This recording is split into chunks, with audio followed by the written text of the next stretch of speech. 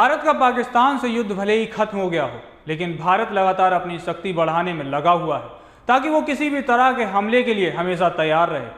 हर साल कुछ ना कुछ नए स्वदेशी हथियारों को देश और दुनिया के सामने लाया जाता है। भारत अब एक ऐसा ही खास हथियार लाने जा रहा है जो चीन और पाकिस्तान के होश उड़ा देगा। तो दिल थाम कर हो जाइए तैयार। आ रहा है चीन के DF-12 और पाक के गजनबी का बाप। डर चीन पाकिस्तान को लग रहा है, गला उनका सूख रहा है। आखिर हो भी क्यों ना, भारत प्रलय जो लाने जा रहा है, जो भारत के दुश्मनों पर प्रलय बनकर टूटेगा। मिसाइल तकनीक के मामले में भारत तेजी से आगे बढ़ रहा है। इसी कड़ी में स्वदेशी प्रलय चीन और पाकिस्तान के होश उड़ा देगा।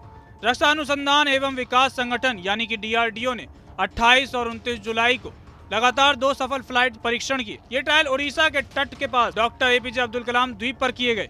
ये ट्रायल यूजर इवैल्यूएशन ट्रायल के तहत अधिकतम और न्यूनतम रेंज क्षमता के तौर पर किए गए। मिसाइलों ने निर्धारित ट्रैजेक्टरी को फॉलो करते हुए सटीक टारगेट को हिट किया। मिसाइल की सभी उप प्रणालियों ने सटीक प्रदर्शन किया।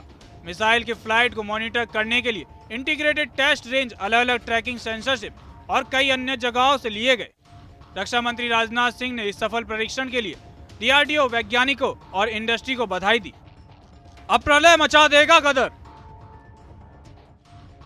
प्रलय missile short range ballistic missile है। ये भारतीय मिसाइल तकनीक के नए युग को दर्शाता है।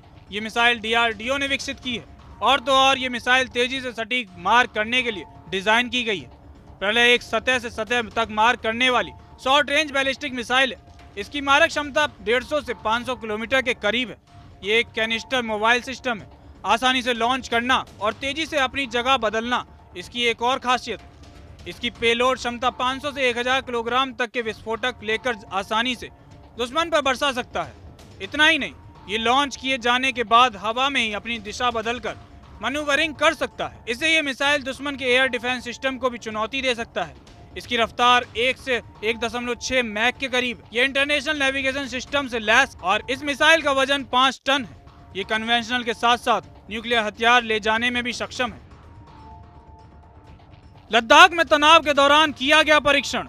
DRDO की तरफ से कई ऐसे प्रोजेक्ट जारी हैं जो भारतीय सेना की ताकत में बेतहाशा इजाफा करने वाले हैं। प्रलय पर काम तेजी से शुरू किया गया और इसका पहला ट्रायल उस वक्त किया गया जब भारत और चीन के बीच लद्दाख में तनाव चरम पर था।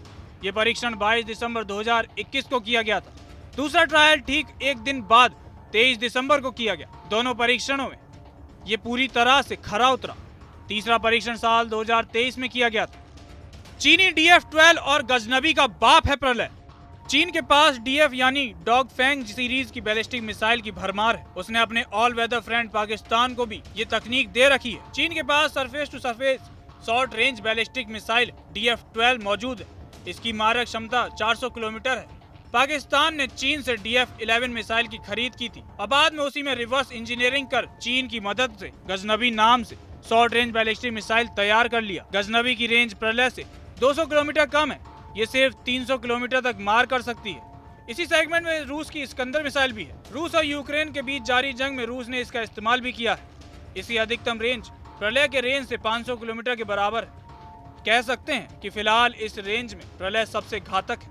लिहाजा भारत के इस प्रलय का खौफ सिर्फ पाकिस्तान और चीन में ही नहीं होगा।